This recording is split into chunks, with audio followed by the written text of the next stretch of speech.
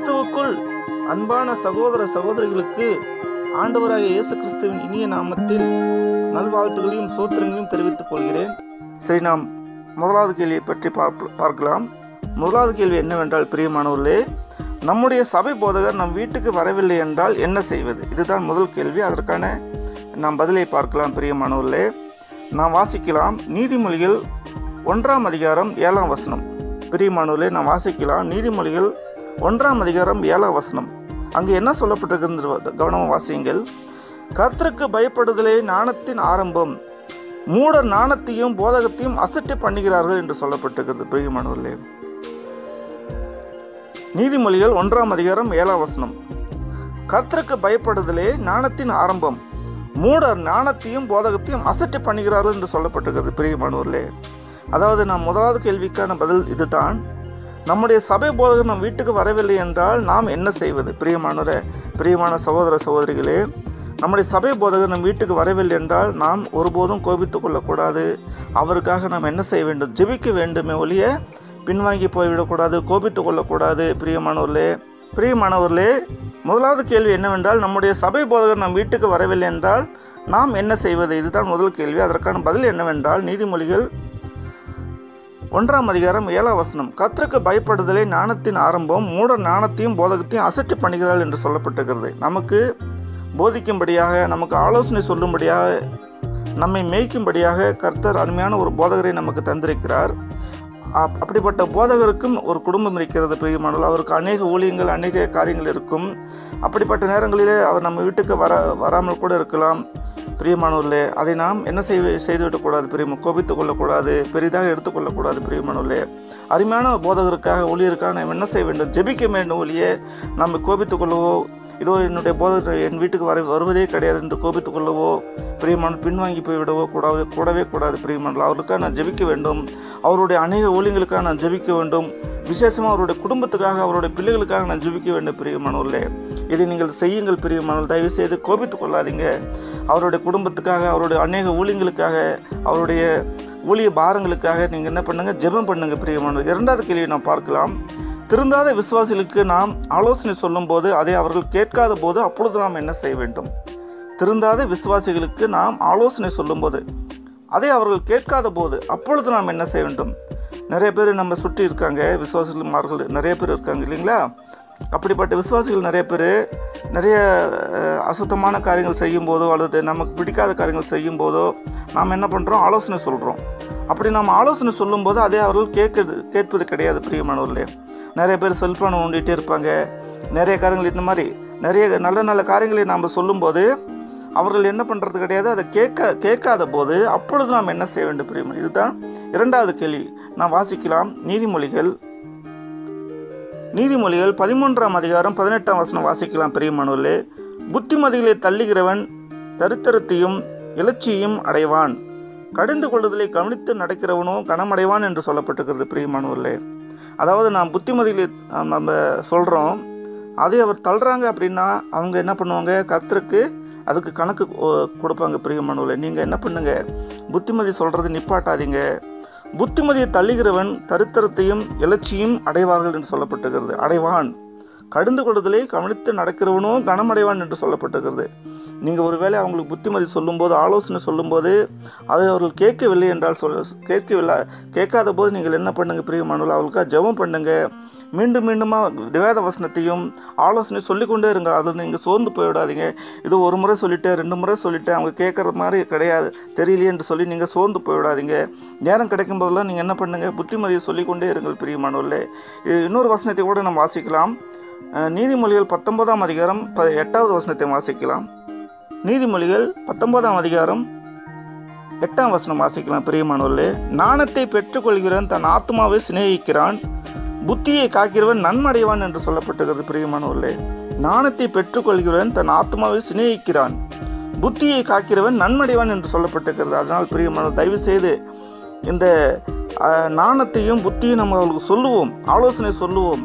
ஏனென்றால் நீங்கள் சொல்லும்போது அவர்கள் என்ன பண்ணுறாங்கன்னா, பாதாளத்திலிருந்து அவளை நீங்கள் காப்பாற்றுகிறீர்கள். பிரியமானவர்களே, நரகத்திலிருந்து அவளை நீங்கள் காப்பாற்றுகிறீர்கள். நீங்கள் அதிலிருந்து மட்டும் சோர்ந்து போயிடாதீங்க. அவளுக்கு ஆலோசனை சொல்லிக்கொண்டே இருங்க. நேரம் கிடக்கும்போதெல்லாம் பைபிளோடைய வசனத்தை சொல்லிக்கொண்டே இருங்க. அதிலிருந்து தயவுசெய்து நீங்கள் சோர்ந்து மட்டும் போய்விடாதீங்க. முடிந்தவரை அவளுக்கு நீங்கள் ஜெபம் பண்ணுங்க. இவங்களுக்கு திருந்த வேண்டும் என்று சொல்லி நீங்கள் ஜெபம் பண்ணுங்க. இரண்டாவது கேள்வி என்னவென்றால், திருந்தாத விசுவாசிகளுக்கு நாம் ஆலோசனை சொல்லும்போது அதை அவர்கள் கேட்காத போது அப்பொழுது நாம் என்ன செய்ய வேண்டும்? பிரியமானவர்களே, நீங்கள் மட்டும் சோர்ந்து போய்விடாம வேத வசனத்துக்கு அவங்க சொல்லிக்கொண்டே இருங்க. பைபிள் வசனத்தை அவங்களுக்கு நேரம் கிடைக்கும்போது சொல்லிக்கொண்டே இருங்க. ஏதோ இந்த விசுவாசி கேட்குறதே கிடையாது என்று சொல்லி நீங்கள் சோர்ந்து போய்விடாதீங்க. அவளுக்காக விசேஷமாக ஜெபம் பண்ணுங்க. பிரியமானவர்களே, மூன்றாவது கேள்வி என்னவென்றால், சண்டை சச்சரவு போன்ற சூழ்நிலை வரும்போது நாம் என்ன செய்வது? மூன்றாவது கேள்வி பிரியமானவர்களே, சண்டை சச்சரவு போன்ற சூழ்நிலை குடும்பத்தில் வரும்போது, அதாவது குடும்பத்தில் வரலாம், நம்ம பேசி கொண்டு இருக்கும்போது சண்டை சச்சரவு போன்ற ஒரு சூழ்நிலை வரும்போது அப்பொழுது நம்ம என்ன செய்வது? இதுதான் நம் மூன்றாவது கேள்வி பிரியமானவர்களே. நம்ம வாசிக்கலாம். நீதிமொழிகள் 17வது அதிகாரம் 14வது வசனத்தை வாசிக்கலாம் பிரியமானவர்களே. நீதிமொழிகள் 17ஆம் அதிகாரம் பிரியமானவர்களே 14ஆம் வசனம் வாசிக்கலாம். சண்டையின் ஆரம்பம் மதகை திறந்து விடுகிறது போல் இருக்கும், ஆதலால் விவாதம் எழும் முன் அதை விட்டு விடு என்று சொல்லப்பட்டிருக்கிறது பிரியமானவர்களே.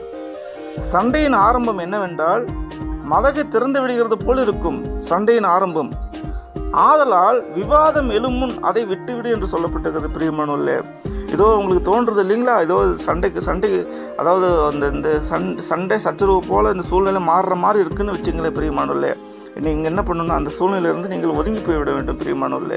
அந்த சூழ்நிலையிலிருந்து நீங்கள் என்ன ஒதுங்கி போய்விட வேண்டும் பிரியமானவர்களே. இப்படி மனைவி கணவன் இடத்தில் சண்டைக்கு வர சூழ்நிலை மாதிரி இருந்தால் நீங்கள் என்ன பண்ணுங்க, உடனடியாக முழங்கால் பிடிட்டு ஜெபம் பண்ண ஆரம்பிங்க. சோத்திர பலிகள் சொல்ல ஆரம்பிங்க. வேத பைபிள் எடுத்துக்கொண்டு வேத வசனத்தை வாசிக்க ஆரம்பிங்க பிரியமானவர்களே. அப்பொழுது என்ன ஆகும் பிரியமானவர்களே, அந்த சூழ்நிலை என்ன ஆகும் பிரியமானவர்களே, சண்டை சச்சரவு போன்ற சூழ்நிலை வராமல் பிசாசானவன் உங்களிடத்தில் தோற்று போய்விடுவான் பிரியமானவர்களே. இதுதான் ஒரு அருமையான காரியம். அந்த நேரத்தில் நீங்கள் என்ன பண்ண வேண்டும் என்றால், அந்த மாதிரி சூழ்நிலை வரும்போது, நம்ம விவாதித்து கொண்டிருக்கும் போதே அந்த சூழ்நிலை வரும்போது, சண்டை சச்சரவு போன்ற சூழ்நிலை வரும்போது நீங்கள் அந்த நேரத்தில் அந்த சூழ்நிலையை உணர்ந்தீர்கள் என்றால், இதோ அந்த சூழ்நிலை வர மாதிரி இருக்கே, சண்டை வர மாதிரி இருக்கே என்று நீங்கள் உணர்ந்துட்டீங்கன்னா உடனடியாக என்ன பண்ணுங்க, பைபிளை எடுத்துக்கொண்டு வாசிக்க ஆரம்பிங்க. இல்லை என்றால் முழங்காடு படிட்டு ஜெபிக்க ஆரம்பிங்க. இல்லை என்றால் சோத்திர பலிகள் சொல்ல ஆரம்பிங்க. வாக்குத்தத்த வசனங்களை சொல்லி ஜெபிக்க ஆரம்பிங்க பிரியமானவர்களே. அப்பொழுது சாத்தானானவன் உங்களிடத்தில் தோற்று போய்விடுவான் பிரியமானவர்களே. பிரியமானவர்களே, நாம் இன்னொரு வசனத்தை வாசிக்கலாம். 1 பேதுரு 5ஆம் அதிகாரம் 8ஆம் வசனம் பிரியமானவர்களே. இன்னொரு வசனத்தை வாசிக்கலாம். 1 பேதுரு 5ஆம் அதிகாரம் 8ஆம் வசனம். இங்கே சொல்லப்பட்டிருக்கிறது பிரியமானவர்களே, தெளிந்த புத்தி உள்ளவர்களாய் இருங்கள், விழித்திருங்கள், ஏனெனில் உங்கள் எதிராளி ஆகிய பிசாசானவன் கர்ச்சிக்கிற சிங்கம் போல எவனை விழுங்கலாமோ என்று வகை தேடி சுற்றித் திரிகிறான் என்று சொல்லப்பட்டிருக்கிறது பிரியமானவர்களே. தெளிந்த புத்தி உள்ளவர்களாய் இருங்கள், விழித்திருங்கள், ஏனெனில் உங்கள் எதிராளாகிய பிசாசானவன் கர்ச்சிக்கிற சிங்கம் போல் எவனை விழுங்கலாமோ என்று வகை தேடி சுற்றித் திரிகிறான் என்று சொல்லப்பட்டிருக்கிறது பிரியமானவர்களே. அவனுக்கு வகை வேண்டும், அவனுக்கு என்ன வேண்டும், காரணம் வேண்டும்.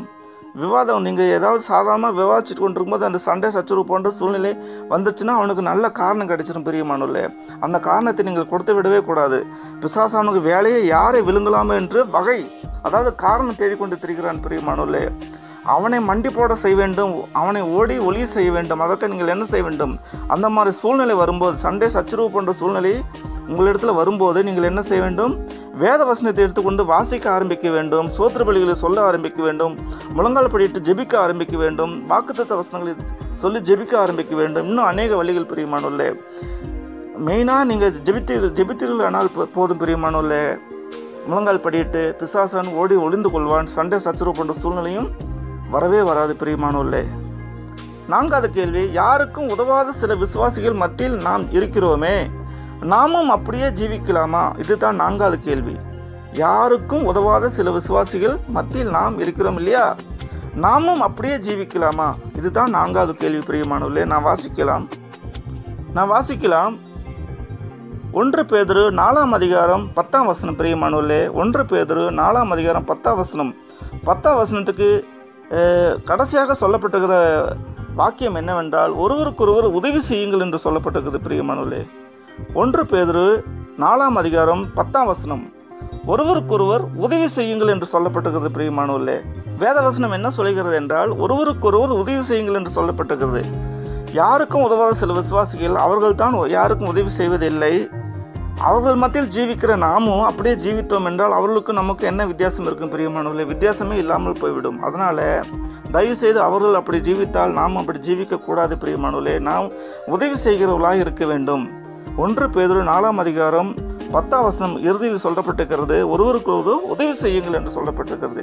நாம் உதவி செய்கிறவர்களாக இருக்க வேண்டும் பிரியமானவர்களே. அவர்களை பார்த்து நாம் நெகட்டிவான எண்ணங்கள் வரக்கூடாது. ஏதோ அவர்கள் உதவி செய்யவில்லை, அவர்களும் ரட்சிக்கப்பட்ட ஜனதான், அவர்கள் ஏன் இப்படி ஜீவிக்கிறாங்க, நாம் மட்டும் ஏன் உதவி செய்ய வேண்டும் என்ற எண்ணம் நம்ம இடத்துல வரவே கூடாது பிரியமானவர்களே. அப்புறம் அவர்களுக்கு நமக்கு எந்த வித்தியாசம் இல்லாமல் போய்விடும் பிரியமானவர்களே. நாம் இன்னொரு வசனத்தை கூட வாசிக்கலாம். லூக்கா 10ஆம் அதிகாரம் 30ஆம் வசனத்திலிருந்து 37ஆம் வசனம் வரை வாசிக்கலாம் பிரியமானவர்களே. லூக்கா 10ஆம் அதிகாரம் 30ஆம் வசனத்திலிருந்து 37ஆம் வசனத்தை வரை வாசிக்கலாம். இயேசு பிரதி உத்தரமாக, ஒரு மனுஷன் எருசலேமிலிருந்து எரிகோவுக்கு போகையில் கள்ளர் கையில் அகப்பட்டான். அவர்கள் அவன் வஸ்திரங்களை உரிந்து கொண்டு அவனை காயப்படுத்தி குற்றுயிராக விட்டு போனார்கள். பிரியமானவர்களே, இங்கே சொல்லப்பட்டிருக்கிறது 30ஆம் வசனத்தை கவனமாக படிங்க. இயேசு பிரதி உத்தரமாக, ஒரு மனுஷன் எருசலேமிலிருந்து எரிகோவுக்கு போகையில் கள்ளர் கையில் அகப்பட்டான். அவர்கள் அவன் வஸ்திரங்களை உரித்து கொண்டு அவனை காயப்படுத்தி குற்றுயிராய் விட்டு போனார்கள். அப்பொழுது தற்செயலாய் ஒரு ஆசாரியன் அந்த வழியே வந்து அவனை கண்டு பக்கமாய் விலகி போனான். அந்தபடியே ஒரு லேவியனும் அந்த இடத்துக்கு வந்து அவனை கண்டு பக்கமாய் விலகி போனான். பின்பு ஒரு சமாரியன் ஒருவன் பிரயாணமாய் வருகையில் அவனை கண்டு மனதுருகி கிட்ட வந்து அவனுடைய காயங்களில் எண்ணெயும் திராட்சரசமும் வார்த்து காயங்களை கட்டி அவனை தன் சுய வாகனத்தின் மேல் ஏற்றி சத்திரத்துக்கு கொண்டு போய் அவனை பராமரித்தான் என்று சொல்லப்பட்டிருக்கிறது பிரியமானவர்களே. அருமையான வசனம் பிரியமானவர்களே. நம்ம பாடுகிறோம் இல்லையா? அருமையான ஐயா பெர்க்மன்ஸ் ஐயா பாடல் ஒன்று பாடுகிறோம். நல்ல சமாரியன் இயேசு நம்மை தேடி வந்தாரே என்று பாடுகிறோம் ஐயா. பிரியமானவர்களே, அந்த வழியில் அதாவது ஆசாரியனும் விலகி போனான், லேவியனும் அவனை பார்த்துட்டு விலகி போயிட்டான். பிரியமானவர்களே, ஆசாரியனும் அந்த அடிப்பட்டவனை பார்த்துட்டு விலகி போயிட்டான், லேவியனும் அவனை அடிப்பட்டவனை பார்த்து நம்மளுக்கு என்ன அப்படின்னு சொல்லிட்டு விலகி போயிட்டான். ஆனால் சமாரியன் ஒருவன் அவனை பார்த்துட்டு மனதுருகி அவனுக்கு வேண்டியதெல்லாம் தன்னுடைய வாகனத்தில் ஏற்றி அவனுக்கு கட்டி வேண்டியதெல்லாம் செய்தான் பிரியமானவர்களே. சமாரியன் பிரியமானவர்களே, இதுதான் அங்கே சொல்லப்பட்டிருக்குது. யாருக்கும் உதவாத சில விசுவாசிகள் நம்ம மத்தியில் நாம் இருக்கிறோமே, நாமும் அப்படியே ஜீவிக்கலாமா? யாருக்கும் உதவாத சில விசுவாசிகள் மத்தியில் தான் நாமும் இருக்கிறோம் இல்லையா? நாமும் அப்படியே ஜீவிக்கலாமா? இதுக்கு நல்ல உதாரணம் இந்த நல்ல சமாரியன் உதாரணமே போதும் பிரியமான. இயேசு கிறிஸ்துவானவர் நமக்கு ஒரு நல்ல உதாரணத்தை இங்கே சொல்கிறார் பிரியமானவர்களே. இந்த உதாரணமே நமக்கு போதும் பிரியமானவர்களே. இந்த உதாரணமே உங்களுக்கு ஒரு நல்ல ஒரு பதிலை சொல்லும். 5வது கேள்வி என்னவென்றால் பிரியமானவர்களே, விசுவாசிகளாகிய நாம் சீட்டு போடலாமா? இதுதான் 5வது கேள்வி பிரியமானவர்களே. விசுவாசிகளாகிய நாம் சீட்டு போடலாமா?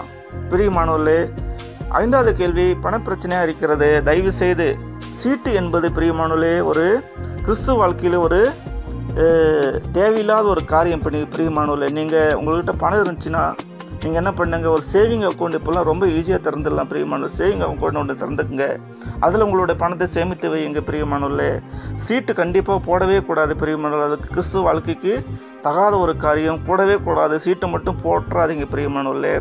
அது ஒரு ஆண்டவருக்கு பிடிக்காத காரியம் பிரியமானவர்களே. நாம் ஒரு வசனத்தை வாசிக்கலாம் பிரியமானவர்களே. 1 தீமோத்தேயு 6ஆம் அதிகாரம் 10ஆம் வசனம் 11ஆம் வசனத்தை வாசிக்கலாம்.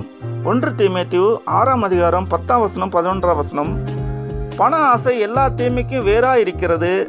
சிலர் அதை இச்சித்து விசுவாசத்தை விட்டு வலுவி அநேக வேதனைகளாலே தங்களை உருவ குத்தி கொண்டிருக்கிறார்கள் என்று சொல்லப்பட்டிருக்கிறது பிரியமானவர்களே. பண ஆசை எல்லா தீமைக்கும் வேறாக இருக்கிறது. சிலர் அதை இச்சித்து விசுவாசத்தை விட்டு வலுவி அநேக வேதனைகளாலே தங்களை உருவ குத்தி கொண்டிருக்கிறார்கள். நீயோ தேவனுடைய மனுஷனே, இவைகளை விட்டோடி நீதியையும் தேவ பக்தியும் விசுவாசத்தையும் அன்பையும் பொறுமையும் சாந்த குணத்தையும் அடையும்படி நாடு என்று சொல்லப்பட்டிருக்கிறது. பிரியமானவர்களே, அருமையான வசனத்தை நாம் வாசித்தோம். மீண்டுமாய் ஒரு முறை வாசிக்கலாம். பண ஆசை எல்லா தீமைக்கும் வேறாயிருக்கிறது. சிலர் அதை இச்சித்து விசுவாசத்தை விட்டு வலுவி அநேக வேதனைகளாலே தங்களை உருவ குத்தி கொண்டிருக்கிறார்கள். நீயோ தேவனுடைய மனுஷனே, இவைகளை விட்டோடி நீதியையும் தேவ பக்தியும் விசுவாசத்தையும் அன்பையும் பொறுமையும் சாந்த குணத்தையும் அடையும்படி நாடு என்று சொல்லப்பட்டிருக்குது. பிரியமானவர்களே, அதாவது பணம் எல்லா தீமைக்கும் வேறாக இருக்கிறது. பிரியமானவர்கள், தயவு செய்து நீங்கள் என்ன பண்ணுங்க, சீட்டு போடாமல், அதாவது நீங்கள் ஒருவேளை சீட்டு போடுறீங்கன்னு வச்சிங்களேன், அந்த சீட்டில் எவ்வளோ பேர் சேருவாங்க? ஒரு 20 பேர், குறைந்தபட்சம் 20 பேர் சேருவாங்க. 20 மாதம் 20 பேர் சேர்த்துவாங்க. அந்த 20 பேரில் 15 பேருக்கு மேலாக 10 பேருக்கு மேலாக என்னவாக இருப்பாங்க? அந்த பணம் தேவைப்படாமல் கொஞ்சம் வசதி உள்ளவர்களாக இருப்பாங்க. பிரியமானவர்களே, அவங்க 10 மாதத்துக்கு மேலே அவங்க சீட்டு பக்கம் வரவே மாட்டாங்க, எடுக்கவும் மாட்டாங்க. பிரியமானவர்களே, நம்ம கொஞ்சம் பணம் தேவையாக இருக்கிறதுனால நம்ம ரொம்ப தள்ளி எடுத்து விடுவோம். பிரியமானவர்களே, பிறகு மாதம் கட்டி கொண்டே இருக்க வேண்டும். இது அப்புறம் தான் அவங்களாம் வருவாங்க. பிறகு அந்த 10 மாதம் 15 மாதத்துக்கு மேலே அந்த சீட்டு ரொம்ப தள்ளி போகவே போகாது. இதெல்லாம் ஆண்டவருக்கு பிடிக்காத பாவமான காரியம். பிரியமானவர்களே, அதாவது 10 பேருடைய பாவமான தள்ளி போன பணத்தை நாம் என்ன பண்ணுறோம்? பிரியமானவர்களே, எடுத்துக்கொள்கிறோம். அது ஆண்டவருக்கு பிடிக்காத ஒரு காரியம். பிரியமான, தயவு செய்து சீட்டு மட்டும் போடாதீங்க. நீங்கள் அப்படி உங்களுக்கு பணம் சேர்க்க வேண்டும் என்று சொன்னால் நீங்கள் என்ன பண்ணுங்கள், இந்த நாளிலெல்லாம் ரொம்ப ஈஸியாக சேவிங் அக்கௌண்ட்டு பேங்க்கெல்லாம் திறந்து தராங்க. சேவிங் அக்கௌண்ட்டு திறந்து நீங்கள் உங்களுடைய பணத்தை அங்கே சேமித்து வைக்கிறீர்கள். பிரியமானவர்களே, அதாவது 100 ரூபாய் என்பது 100 ரூபாயாக தான் இருக்கும். பிரியமானவர்களே, நீங்கள் 100 ரூபாய் 110 ரூபாய் மாற்றலாம். 100 ரூபாய் என்ன செய்யலாம்? 150 ரூபாய் மாற்றிக்கொள்ளல் என்று பேராசைப்படுவது. பிரியமானவர்களே, இதெல்லாம் ஆண்டவருக்கு பிடிக்காத காரியப்படுது. நான் வாசித்தோம் இல்லையா? இந்த வசனத்தை நீங்கள் திரும்ப வாசித்து பாருங்கள். கர்த்தர் உங்களோட கூட பேசுவார். நாம் ஜெபிக்கலாம். பிரியமானவர்களே.